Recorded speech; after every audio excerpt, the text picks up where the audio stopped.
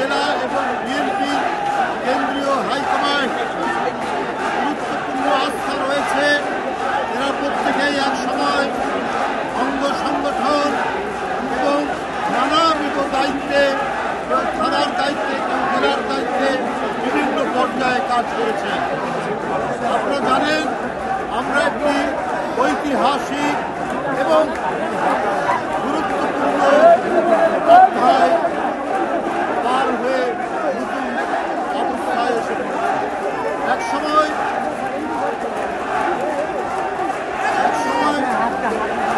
আমাদের কথা বলার স্বাধীনতা ছিল না।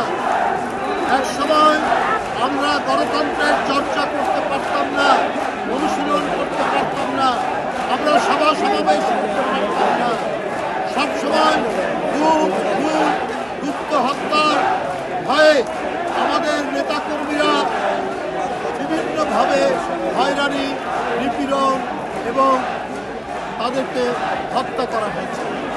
আমরা এই পর্যায়ে অতিক্রম করে এক ভয়ঙ্কর দানব শেখ হাসিনাকে পরাজিত এবং সে পালিয়ে যেতে বাধ্য হয় ছাত্র জনতার আন্দোলনের মধ্যে দিয়ে।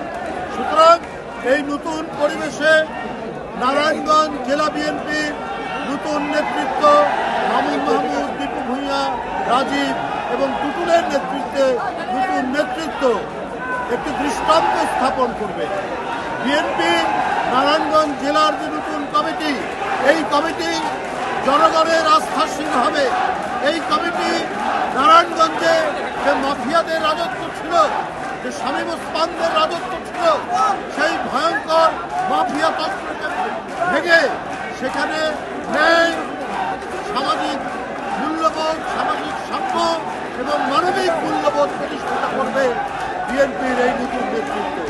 এবং নারায়ণগঞ্জবাসীর কাছে একটি ইতিবাচক এবং আস্থাশীল একটি কমিটি হিসাবে এই বিএনপির নতুন কমিটি তারা কাজ করবে। বন্ধুরা আমার, আজকে আমাদের গণতন্ত্রের চূড়ান্ত অর্জনের জন্য অনেক কাজ বাকি। আমরা হাসিনাকে পরাজিত করেছি, হাসিনা পালিয়ে যেতে বাধ্য হয়েছেন, কিন্তু আমাদের সব কিছু শেষ করে দিয়েছে।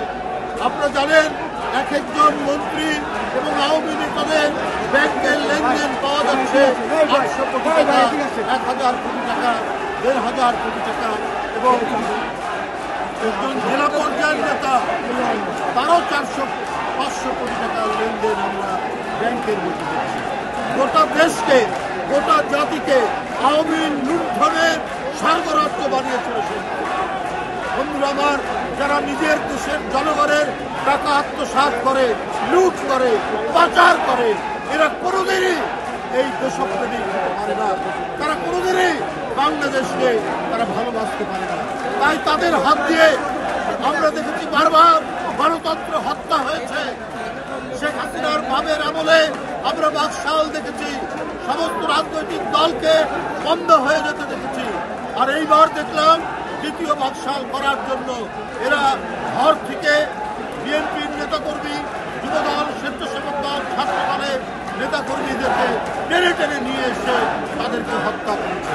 এই নারায়ণগঞ্জে শাওন সহ অনেকেই যারা বিএনপির কর্মসূচি করেছে, গণতন্ত্রের কর্মসূচি করেছে, তাদেরকে হত্যা করেছে শেখ হাসিনার সাজানো আইন শৃঙ্খলা বাহিনীকে দিয়ে। তাই বন্ধুরা আমার, আমরা এই রক্তাক্ত পথ পাড়ি দিয়ে, আমরা এই ভয়ঙ্কর অসংখ্য লাশ পাড়ি দিয়ে